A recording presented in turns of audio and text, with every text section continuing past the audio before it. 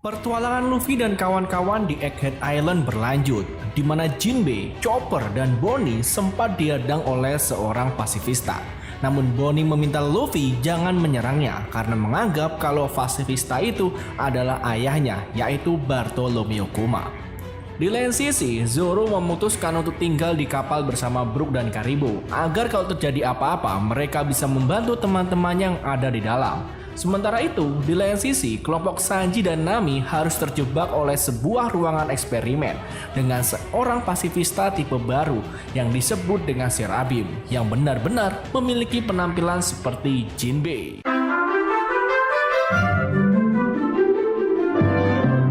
Franky tidak percaya dengan perkataan Sokka bahwa Egghead menyerupai kota kuno dari zaman terdahulu. Tapi Sokka hanya mengatakan itu hanyalah sebatas teori. Dengan bukti yang didukung oleh kisah seorang arkeolog yang mempertaruhkan nyawanya untuk menemukan kerajaan besar. Dan suatu hari menemukan sebuah mesin yang memiliki tanggal pembuatan yang sama dengan teori tersebut. Robin yang memperhatikan bertanya apakah mesin itu dibuat pada abad kekosongan. Dan Sokka bertanya seberapa banyak yang dia ketahui tentang mesin itu. Pada gilirannya, Nami bertanya kepada Robin seberapa banyak yang dia ketahui. Tapi Sokka angkat bicara dan mengakui bahwa Robin mungkin menganggap cerita itu menyakitkan untuk diingatnya. Karena Sokka tahu bahwa tempat kelahiran Robin yaitu Ohara telah dihancurkan 22 tahun yang lalu oleh Buster Cole dari marinir. Dan dia yakin alasannya adalah karena mereka mengetahui tentang keberadaan kerajaan itu pada abad kekosongan. Sokka melanjutkan bahwa abad kekosongan adalah masa perang antara peradaban yang sangat maju yang pernah ada dan 20 kerajaan lainnya. Dan hasilnya adalah 20 kerajaan menang dan akhirnya menjadi pemerintah dunia. Dia juga mengungkapkan bahwa pemerintah dunia telah mencoba untuk menghapus pengetahuan apapun tentang kerajaan kuno karena niat mereka untuk tidak ada seorang pun yang menjalankan dan mewarisi ideologi dari negara itu, di mana mereka menghapus semua bukti keberadaan dari sejarah. Nami dan Usopp terkejut dengan kisah yang Sokka ceritakan, meski Franky menganggapnya itu adalah sebuah kisah yang romantis. Sanji bertanya kepada Sokka apakah orang-orang yang mengetahui kerajaan itu semuanya sudah mati dan Sokka membenarkan hal tersebut. Usopp mulai panik ketika Sokka mencoba meyakinkannya bahwa itu hanyalah sebuah teori. Dia kemudian menoleh ke arah Robin dan memberitahunya bahwa jika penduduk Ohara dibunuh karena teori ini, itu berarti pemerintah dunia mengetahui kebenarannya. Robin semakin defensif terhadap pernyataan dari Sokka dan mengatakan kepadanya bahwa masyarakat Ohara hanya membuat teori berdasarkan semua penelitian yang mereka lakukan. Dan jika dia tidak bisa mempelajari kebenaran dari pemerintah sendiri dengan pengaruhnya. Sokka menjawab Robin bahwa jika dia berbicara, dia akan mati. Apakah dia berafiliasi dengan pemerintah dunia atau tidak? Robin bertanya balik bagaimana Sokka bisa mengetahui semua ini, karena dia yakin kalau semua buku yang dimiliki Ohara telah dihancurkan. Namun Sokka mengatakan hal tersebut tidaklah benar. Dia mengakui hari di mana Ohara dihancurkan dan hanya dia sebagai satu-satunya yang selamat, serta bagaimana pemerintah dunia mencap orang-orang sebagai orang yang jahat dengan keinginan untuk mengambil alih dunia.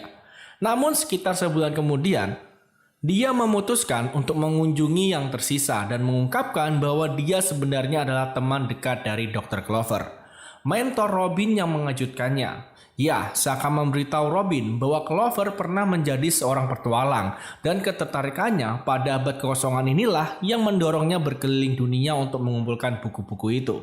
Meskipun itu berarti dia akan ditangkap oleh Angkatan Laut berkali-kali. Pada akhirnya ia menjadi arkeolog nomor 1 di dunia sebelum mengumpulkan semua cendekiawan lain di Ohara, menjadikannya tempat perlindungan bagi mereka.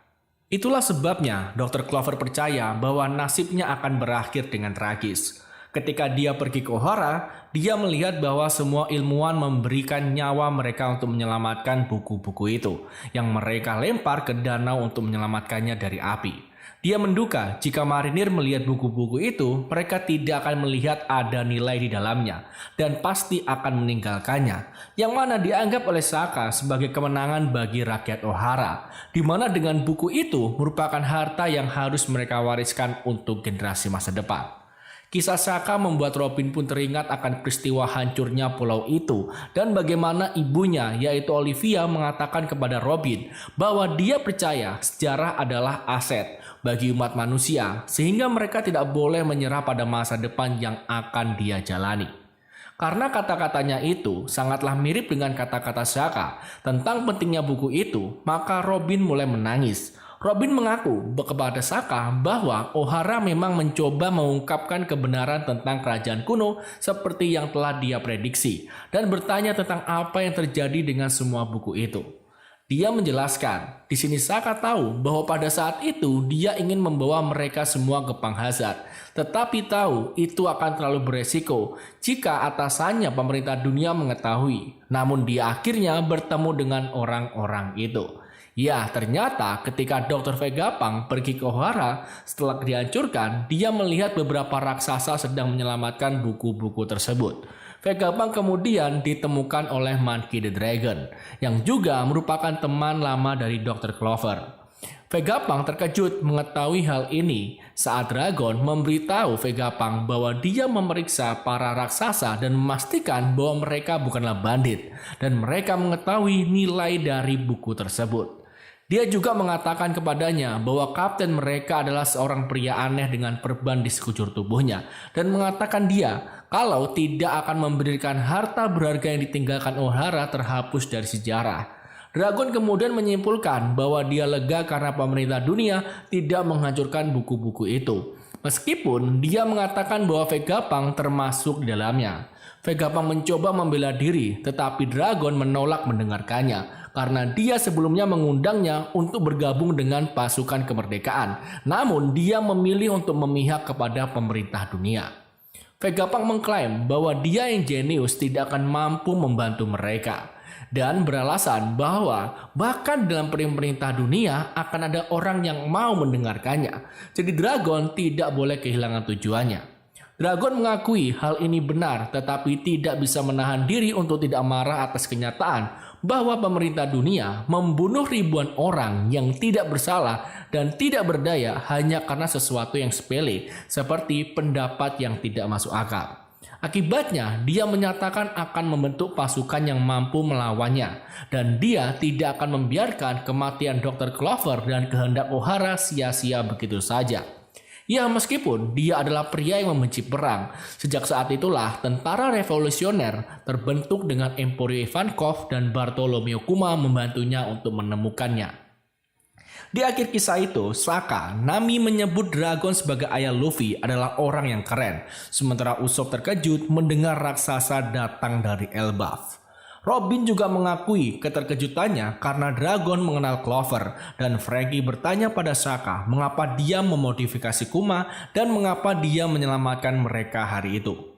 Saka mengatakan bahwa karena buku-buku itu tidak jatuh ke tangan pemerintah dunia, dia diam-diam mengunjungi Elbaf dan membacanya, yang berarti dia sendiri mengetahui semua tentang Ohara dan rahasia dunia yang membantunya memajukan penelitian. Robin mulai tersenyum dan bertanya apakah nama kaptennya adalah Jaguar de Saulo. Dan meskipun Saka tidak mengatakan itu dengan tepat, hanya saja Saka bersembunyi dan tidak ada yang tahu bahwa di mana keberadaannya. Robin terlihat sangat berterima kasih kepada Saka dan meminta agar dia tidak membiarkan pertarungan Ohara menjadi sia-sia. Saka menegaskan dia tidak akan melakukan hal itu karena dia menganggap dirinya sekutu setiap ilmuwan. Seperti halnya sifatnya sebagai seorang peneliti. Saka kemudian mengaktifkan sepatu semua orang dan menyuruh mereka untuk mengikutinya, ingin menunjukkan sesuatu kepada mereka semua. Sementara itu di Fabrio Fest, Luffy dan Chopper tidak melihat tempat untuk mengendarai robot raksasa tersebut, membuat mereka mengira kalau itu otomatis. Chopper mencoba membuatnya bergerak namun gagal, dan Luffy mencoba memanggilnya dengan namanya yang juga gagal, dan menyebabkan Jewelry Bonnie menyebut mereka sebagai anak-anak. Saat itu seseorang muncul terjebak dalam baju besi robot itu sambil memohon bantuan. Karena eksperimen pembongkarannya telah gagal. Luffy membantu pria itu dan Bonnie mengidentifikasi kalau dia sebagai Dr. Vegapunk yang asli. Vegapunk menyadari bahwa Luffy adalah putra dari Dragon dan dia tahu Luffy akan datang sebelum melihat ke arah Bonnie dan mengakui betapa dewasanya dia sekarang. Namun perhatian Luffy tertuju pada sepatu Vegapunk yang membuatnya melayang. Vegapunk kemudian menunjukkannya kepada Chopper dan bagaimana melakukannya juga. Tapi akhirnya menembakkan dirinya sendiri terlalu tinggi ke udara dan mendorong dia untuk meminta bantuan sekali lagi.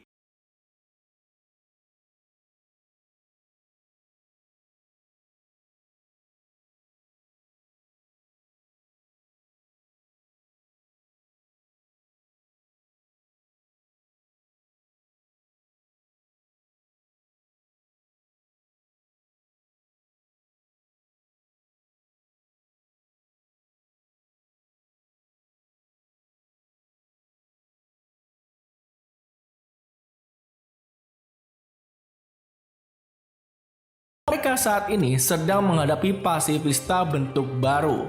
Kecurigaannya pun akhirnya terwujud ketika Serabim berlebar 04 Esark menembakkan laser ke kelompok tersebut, menyebabkan mereka semua pun akhirnya kocar-kacir. Ketika mereka pulih, Usopp menyesali bahwa mereka sekarang mungkin telah terpikat ke dalam perangkap sementara Nami terlihat mengeluarkan Zeus. Sayangnya, dia tidak bisa melawannya karena Serapim kali ini terlihat seperti anak kecil. Sehingga hal ini mendorong Esark untuk mengambil langkah pertama. Lalu dia menyelam ke dalam tanah mirip dengan kekuatan dari Sui Sui Nomi milik Senior Pink yang Franky ingat. Esark kemudian melompat keluar dari tanah mencekam leher Nami dan ini membuat Sanji sangat marah dan melancarkan tendangan berapi ke wajahnya. Robin menindaklanjutinya dengan diganti Floor, si Serpent Spine, tapi Shark mengelak dan bersiap untuk menggunakan Fishman Karate kepadanya.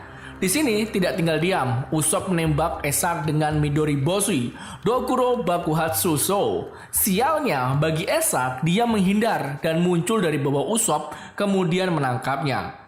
Lalu terlihat Sanji bergerak untuk menyelamatkan Usopp, tapi Franky malah memilih untuk menembakkan Radical Beam ke Serabim itu.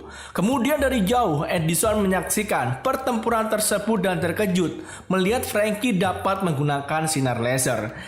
Yang dianggap oleh Edison itu sangat beresiko bagi Serabim karena dia belum pernah melakukan uji coba terhadap laser. Lilith yang bersamanya setuju mengatakan bahwa Serabim itu mahal untuk dibuat. Marah pada kenyataan bahwa kru Mugiwara mungkin telah menyebabkan kerusakan permanen pada Esark. Edison kemudian mendapatkan ide dan terbang untuk mencatat cetak birunya, meninggalkan Pythagoras dengan tugas mengawasi pertarungan tersebut. Pythagoras melakukannya dengan mengatakan bahwa data pertempuran seperti ini sulit didapatkan. Saat Edison bekerja, dia meminta York untuk makan sesuatu dan dia melakukannya. Saat pertempuran berlanjut, Pythagoras berkomentar bahwa pola serangan dari Esark terus berkembang seiring pertumbuhannya, menunjukkan bahwa faktor garis keturunan seseorang dapat menyimpan sebagian ingatan dan kemampuan seseorang. Saat dia mempertimbangkan solusi untuk masalah yang timbul dari percepatan pertumbuhan Serabim, dia menjadi tidak nyaman karena harus kamar mandi. Karena dia begitu sibuk saat ini, dia menyerahkan tugas itu kepada York yang telah selesai mengatakan betapa santainya dia, yang juga dikatakan oleh Edison dan juga Pythagoras. Sementara itu Atlas berkata dia perlu meninju sesuatu untuk membantunya mencerna, namun kali ini York kemudian tertidur.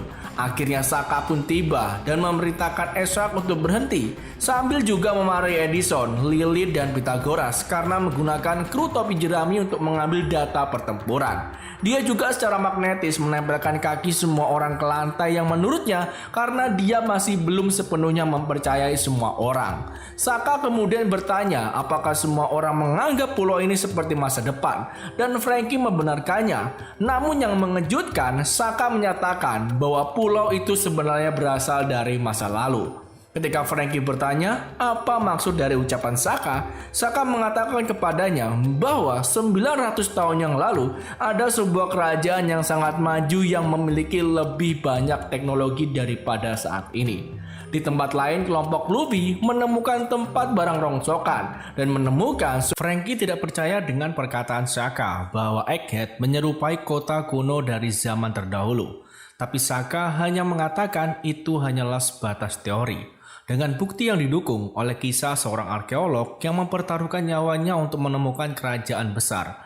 Dan suatu hari menemukan sebuah mesin yang memiliki tanggal pembuatan yang sama dengan teori tersebut. Robin yang memperhatikan bertanya apakah mesin itu dibuat pada abad kekosongan. Dan Saka bertanya seberapa banyak yang dia ketahui tentang mesin itu. Pada gilirannya, Nami bertanya kepada Robin seberapa banyak yang dia ketahui. Tapi Saka angkat bicara dan mengakui bahwa Robin mungkin menganggap cerita itu menyakitkan untuk diingatnya. Karena Saka tahu bahwa tempat kelahiran Robin yaitu Ohara telah dihancurkan 22 tahun yang lalu oleh Buster Cole dari marinir. Dan dia yakin alasannya adalah karena mereka mengetahui tentang keberadaan kerajaan itu pada abad kekosongan. Saka melanjutkan bahwa abad kekosongan adalah masa perang antara peradaban yang sangat maju yang pernah ada dan 20 kerajaan lainnya. Dan hasilnya adalah 20 kerajaan menang dan akhirnya menjadi pemerintah dunia. Dia juga mengungkapkan bahwa pemerintah dunia telah mencoba untuk menghapus pengetahuan apapun tentang kerajaan kuno karena niat mereka untuk tidak ada seorang pun yang menjalankan dan mewarisi ideologi dari negara itu, di mana mereka menghapus semua bukti keberadaan dari sejarah. Nami dan Usopp terkejut dengan kisah yang Saka ceritakan, meski Frankie menganggapnya itu adalah sebuah kisah yang romantis. Sanji bertanya kepada Saka apakah orang-orang yang mengetahui kerajaan itu semuanya sudah mati dan Saka membenarkan hal tersebut. Usopp mulai panik ketika Saka mencoba meyakinkannya bahwa itu hanyalah sebuah teori. Dia kemudian menoleh ke arah Robin dan memberitahunya bahwa jika penduduk Ohara dibunuh karena teori ini, itu berarti pemerintah dunia mengetahui kebenarannya. Robin semakin defensif terhadap pernyataan dari Saka dan mengatakan kepadanya bahwa masyarakat Ohara hanya membuat teori berdasarkan semua penelitian yang mereka lakukan. Dan jika dia tidak bisa mempelajari kebenaran dari pemerintah sendiri dengan pengaruhnya.